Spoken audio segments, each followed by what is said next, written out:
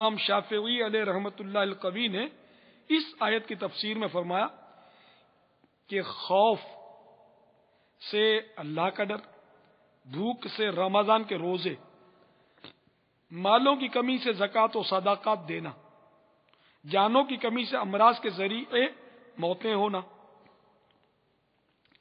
پھلوں کی کمی سے اولاد کی موت مراد ہے، اس لیے کہ اولاد دل کا پھل ہوتی ہے۔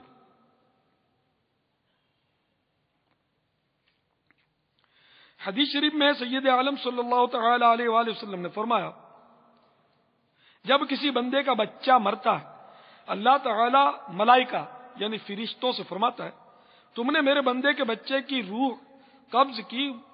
وہ عرض کرتے ہیں کہ ہاں یا رب عز و جل۔ پھر فرماتا ہے تم نے اس کے دل کا پھل لے لیا؟ عرض کرتے ہیں ہاں یا رب عز و جل۔ پھر فرماتا ہے اس پر میرے بندے نے کیا کہا؟ حالانکہ وہ جانتا تو اللہ تعالیٰ، وہ پوچھتا ہے کیا کہا؟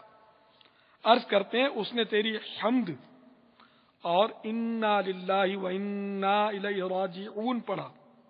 فرماتا ہے اس کے لیے جنت میں مکان بناؤ اور اس کا نام بیت الحمد رکھو۔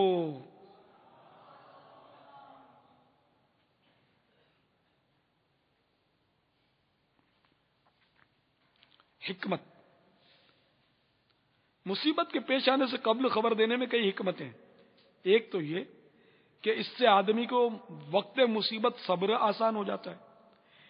ایک یہ کہ جب کافر دیکھیں کہ مسلمان بلا و مصیبت کے وقت صابر و شاکر اور استقلال کے ساتھ اپنے دین پر قائم رہتا ہے تو انہیں دین کی خوبی معلوم ہو اور اس کی طرف رغبت ہو۔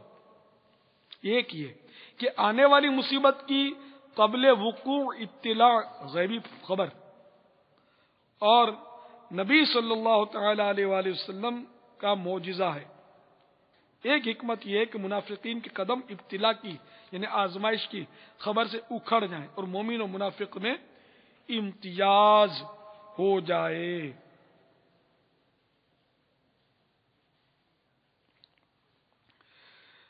پھر وہ جو انا للہ کی جو پڑھی آیت، اس کے تحت لکھا ہے حدیث شریف میں کہ وقت مصیبت انا للہ و انا الیہ راجعون پڑھنا رحمت الہی کا سبب ہوتا ہے۔ یہ بھی حدیث میں ہے کہ مومن کی تکلیف کو اللہ تعالی کفارہ ایک گناہ بناتا ہے۔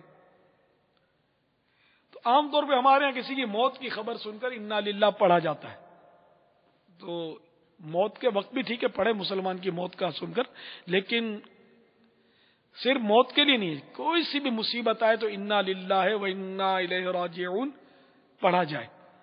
جب بھی جیسے کہ مثال کے طور پر آپ کو چوٹ لگ گئی تو آپ انا للہ پڑھیے، یہی پوری آیت۔ اسی طرح آپ کے پیسے گم ہو گئے، کوئی سا بھی پریشانی آ گئی تو انا للہ و انا الیہ راجعون پڑھیں گے تو اس کا پڑھنا جو حدیث پاک کے مطابق رحمت الہی کا سبب ہوتا ہے، اللہ کی رحمت اس سے ملتی ہے۔ واللہ تعالی اعلم ورسولہ اعلم عز وجل وصلی اللہ تعالی علیہ وآلہ وسلم۔ صلوا علی الحبیب صلی اللہ تعالی علی محمد۔ باپا بھی یہ جونسبرگ سے میسج آیا کہ وہاں پر شریک اسلامی بھائیوں میں سے 150 اسلامی بھائیوں نے مدنی قافلے میں سفر کی نیت کی ہے۔ سبحان اللہ۔ 31 اسلامی بھائیوں نے داڑھی رکھنے کی نیت کی ہے اور 41 اسلامی بھائیوں نے نیت کی ہے کہ وہ انشاءاللہ امامہ باندھیں گے۔ سبحان اللہ۔ 150 نے قافلے میں سفر کی نیت کی؟ جی باپا۔ تو یہ جمع کتنے ہو گئے ہوں گے؟ دیکھو جونسبرگ کہاں افریقہ اور کہاں باب المدینہ۔ فیضان مدنی چینل جاری رہے گا الحمدللہ۔ مدنی چینل کا کیسا فیضان ہے، یہ کہاں کہاں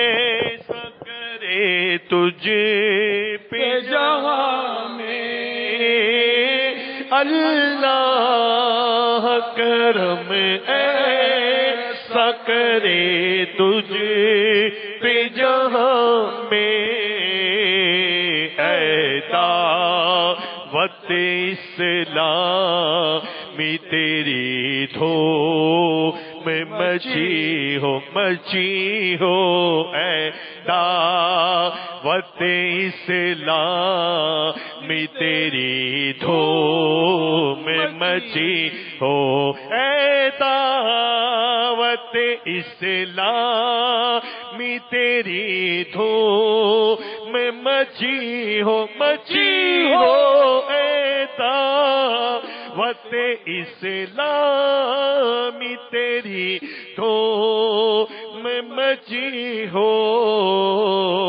اے دعوت اسلامی تیری دھوم مچی ہو. سبحان اللہ سبحان اللہ. الحمدللہ جنہوں نے مدنی قافلوں میں سفر کی نیت کی، داڑھی مبارک کی نیت کی، امامہ پاک سجانے کی نیت کی، ان سب ہمارے اسلامی بھائیوں کو میری طرف سے ڈھیروں ڈھیر مبارک. اللہ تعالی ان کی اس نیت پر ان کو ثبات قدمی نصیب فرمائے، ثابت قدم رہیں اور یہ واقعی سب کے سب قافلے میں سفر کر لیں، بلکہ اوروں کو بھی تیار کر لیں. اور دھوم دھام سے جوہانسبرگ میں اگر اتنے سارے اسلامی بھائی مدنی قافلوں میں سفر کریں گے تو انشاءاللہ ہر طرف نیکی کی دعوت کی دھوم مچ جائے گی انشاءاللہ، اور دھڑا دھڑ غیر مسلم جو ہیں وہ دامن اسلام میں آ جائیں گے انشاءاللہ عز و جل. اللہ اکبر یا رسول اللہ. فیضان مشکل جاری رہے گا،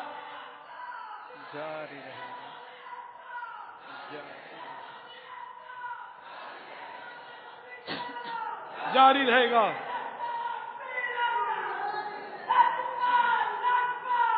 مدنی چینل آیا، مدنی چینل آیا، مدنی چینل آیا، مدنی چینل آیا، مدنی چینل آیا، مدنی چینل آیا، مدنی چینل آیا، گھر گھر رحمت لایا.